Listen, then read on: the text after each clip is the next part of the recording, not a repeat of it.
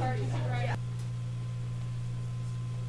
right, so if we're going to apply the limit of a Riemann sum to find this area, let's start by reviewing how to set that up.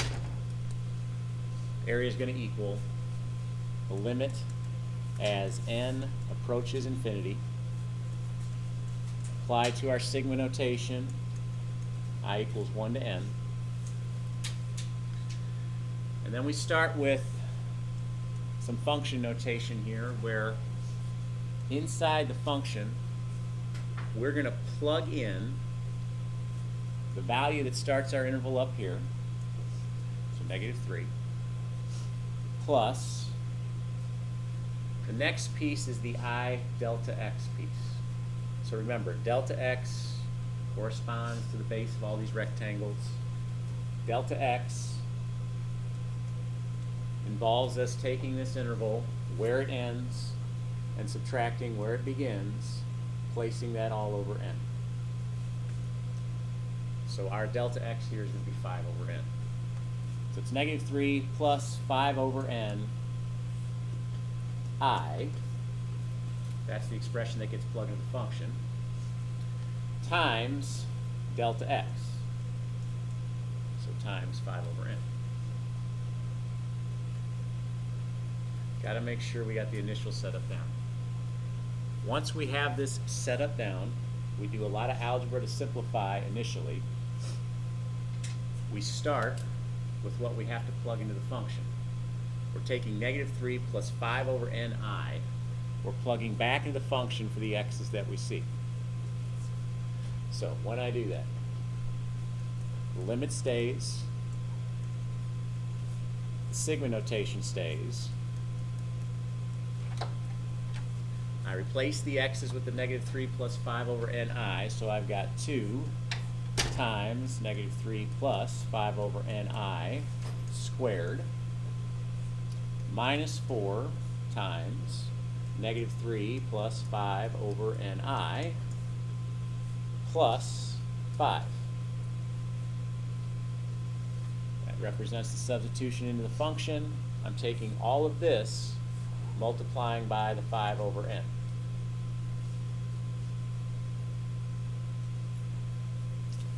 Okay, so we're going to have to do a little binomial expansion here, because we need to clean up everything we have inside here. Start multiplying stuff out, join like terms. Eventually we want to multiply this 5 over n through. So a little bit of scratch work off the side, taking the -3 plus 5 over ni squared idea. Foil that out. So in foiling that out, I got -3 times -3, so 9. Outside, you got -3 times 5 over ni, so that's -15 over ni. And if you notice the inside terms, we get the same thing. That should make sense. Then multiply the last expressions. You've got 5 over ni times 5 over ni, so that's plus 25 over n squared I squared. Understanding we could join these outside-inside terms as one term. We'd have -15 over n minus 15 over n. That's minus 30 over n I.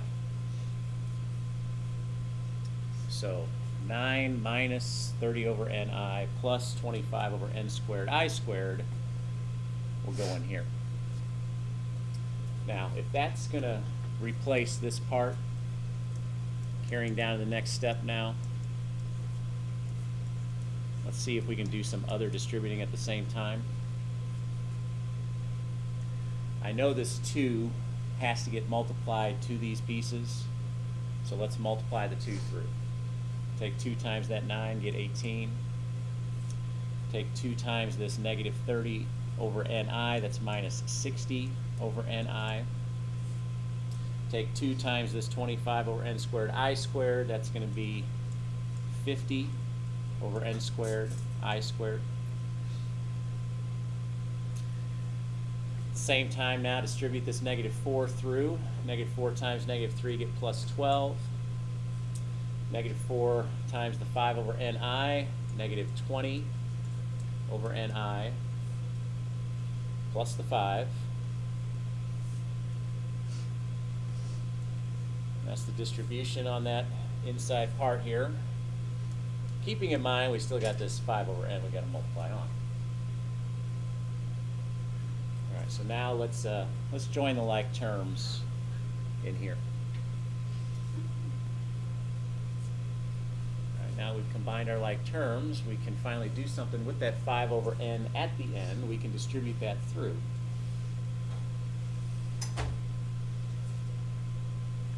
All my swanky notation here in the front remains for at least one more step here, because we're still in the simplifying process. So we're taking 5 over n, we're multiplying to 35. 5 over n times 35, what do we get? Get 175. 175 over n. Minus, we got 5 over n times 80 over ni, so that's going to be 400 over n squared I, plus 5 over n times 50 over n squared I squared, that's going to be 250 over n cubed I squared.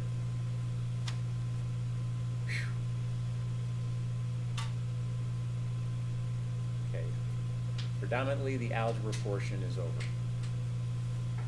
We're finally ready. Now we've done all this simplification to apply that guy. When we apply the sigma portion, so the limit still stays here, we're referring to our I theorems, or our I formulas. We're appreciating that this 175 over n represents a constant. So that 175 over n gets multiplied to n. We're subtracting. We've got 400 over n squared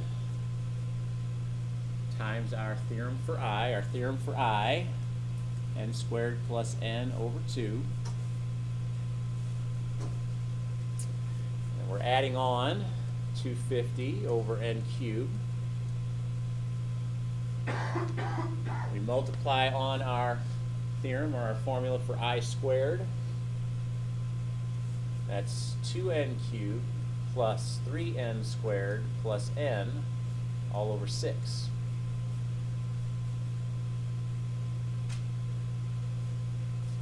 At this point, we're almost there. We got a little bit of calculating left to do, and as we do that little bit of calculating, we can drop the limit notation out, because the limit notation is basically telling us that some of these values we end up with as we distribute are going to 0.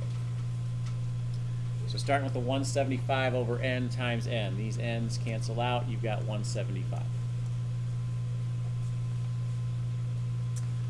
We're subtracting, as we talked about last time, right? All you got to do here is take this value, divide by that 2. Once again, it's where the limit's coming in. It's canceling out a lot of the other stuff. So just take 400, divide by 2.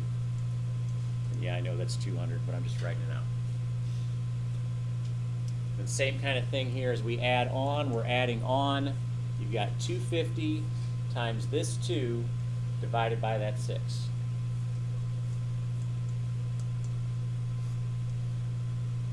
That's how the calculation works out at this point, so that's all we focus in on. If we do that calculation, we work it out.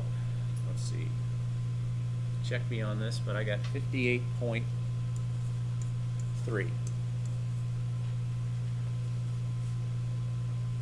So 58.3 would represent the exact area beneath this curve on this interval above the x-axis.